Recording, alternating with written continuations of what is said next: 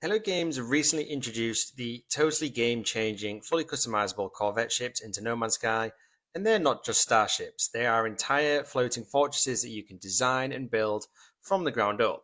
But with all of that customization and flexibility, it's pretty easy to feel a little bit overwhelmed when you're getting stuck into it.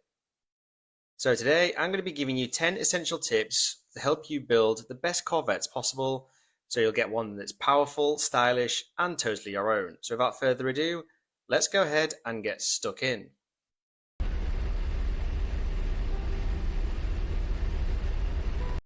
Now, at number one, I'm going to start before you even actually start building your ship. Because realistically, you've got one thing you need to do before you do that, and that is free up some space in your inventory so you can actually collect a whole bunch of modules.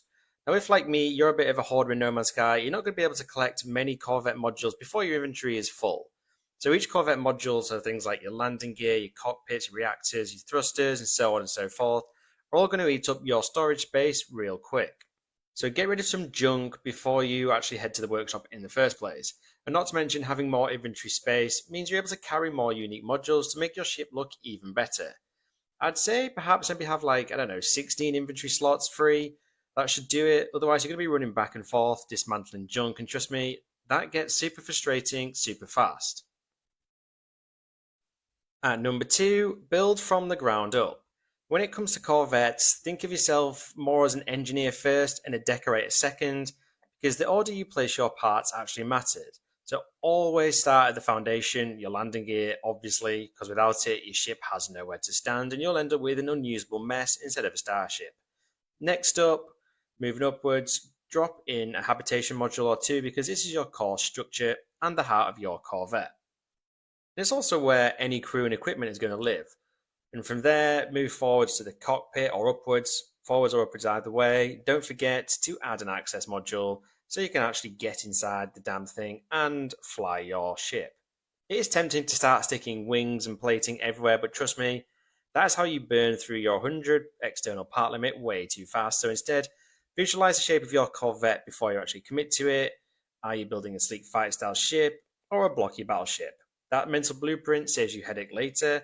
So get that in and then just build from the ground up slowly. You can decorate your ship later on once your core structure is in place. And number three, once you've got your core structure in place, next you need to install your performance modules. So extending further on from tip number two means you've probably got the skeleton of your Corvette by this point. The next tip, don't rush for your cosmetic modules and instead prioritize the performance ones instead. So I'm talking about your reactors to keep everything powered, your thrusters, your engines to improve maneuverability and speed, and finally your weapon systems and shield generators to keep you alive when you decide to delve into a little bit of space combat, as we all like to do from time to time.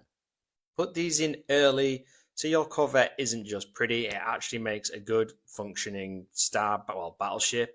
Remember, adjacency can matter, so plan where your reactor sits in relation to the thrusters and shields to improve your ship's stats even further.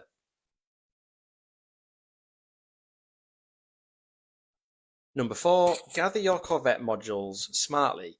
Now you are going to need a lot of modules to build some of these epic Corvettes, and you can buy basics at the Space Station's Corvette workshop, but they are basic. The real fun comes from salvaging these parts or trading for them. Now there are a number of ways. Now let's move on to weapons. So position your cannons and your turrets where they have the best firing arcs without actually interfering with your thrusters. So keep heavy weapons near the center or along reinforced plating to prevent destabilizing your ship. And remember, a Corvette with crazy firepower but terrible maneuverability is basically just a big target. And perhaps most critically of all, after placing thrusters and weapons, take your Corvette for a test flight and take it for a test combat run. Because from there, you can adjust placements until the ship handles like a dream and delivers firepower efficiently. Like a well-balanced layout of thrusters and weapons can turn even the biggest. Number five, thruster and weapon placement. These are two critical components that determine one, how your Corvette handles, and two, how your Corvette fares in a dogfight in space. So I'd start with the thrusters. So obviously your main engines belong at the rear of your ship near the core reactors for forward propulsion. Then I would add a bunch of maneuvering thrusters on the sides, top, and even maybe the underside so your turning, strafing, and vertical control is significantly improved as well.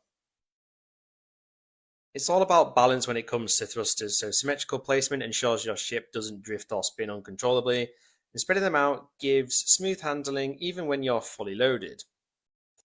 Now let's move on to weapons. So position your cannons and your turrets where they have the best firing arcs without actually interfering with your thrusters.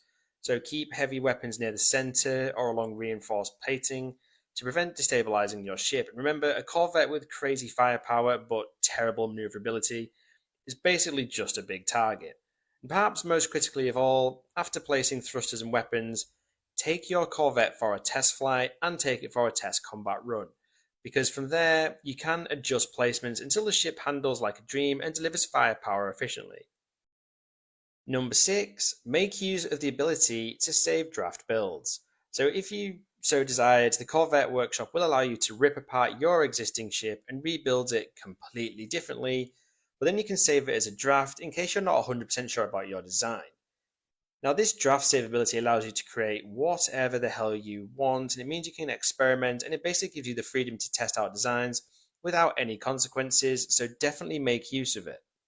Like if you find you've spent hours on this redesign and think, actually I don't like that, you can always revert back to your original design if you want to. And another pro tip here is, when you're making changes, always save a draft at regular intervals anyway, because if for some reason your game crashes, then you've lost all of that progress. So it's unlikely to happen, but it can happen. So just make sure you're saving your drafts at a regular interval. Number 7, upgrade your ship's class. Alright, so now you've built your Corvette. It's shiny, it's fast, it maneuvers well, and it packs a punch. But it's not quite top tier. In fact, it's not even close at this point because you've not done 2 crucial steps. And the first one is upgrading the class of your ship. Now the good news is you can upgrade the class of your Corvettes exactly the same way you'd upgrade the class of any other ship at the Starship Outfitting Terminal in the space station. So you can go from C to B, then from B to A, and then from A to S using many nanites, but the boost in stats is definitely worth it. Upgrading your class increases core attributes like maneuverability, your shield strength, your hyperdrive range, your weapon damage, so in a nutshell, it turns a good ship into an absolute monster. If you're low on nanites, don't worry, scan everything in sight, refine resources, for example runaway mold, and run missions. You'll rack them up in no time, but if you want a full guide on nanite collecting to upgrade your ship, check out the video in my description below because I have done a video covering exactly how to do all of that. Number 8, further expands and upgrades. So now we're going to talk about S-Class upgrade modules. You don't want to be settling for basic modules on your Corvette, so you need to be hunting out S-Class upgrades. Now you'll find these at the space station technology vendors, and they come in categories like shields, hyperdrive, weapons, and maneuverability, that sort of thing. The trick is to stack them smartly so you can place up to 3 upgrade modules of the same type next to their core system. So for example, put your S-Class shield modules adjacent to your main shield upgrade. And by doing this, you're giving yourself adjacency bonuses which boost stats even higher than the base numbers may suggest. And as always, don't forget, modules can vary in quality even with S-Class, so if you get a weak roll, you can always scrap it and buy another until you get the best stats. And over time, you'll turn that Corvette into a true S-tier powerhouse.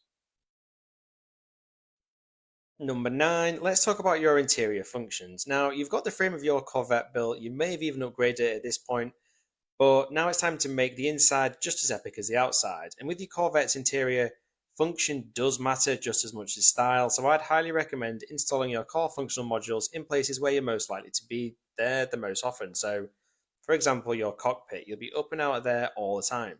So if you install things like refiners, mission radars, nutritional areas near that cockpit, it does make sense. You can use them whenever you're flying in autopilot, for example. You can get out your seat, do a few bits and bobs, and get back into your seat when you land on the space station or a new planet. But another tip is think about your layout and flow. So use stairways, for example, to connect multiple levels smoothly together. A well-planned interior lets you move quickly and makes the space feel open rather than cramped. And the fun part after all of that is you can decorate it and make it look however you want. Personally, I like adding windows in certain spots for panoramic views of space. I like having living walls for a bit of greenery.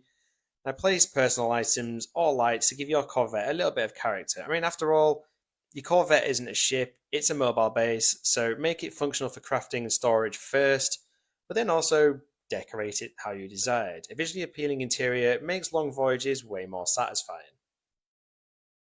And finally, at number 10, let's talk a little bit about the style of the outside of your ship.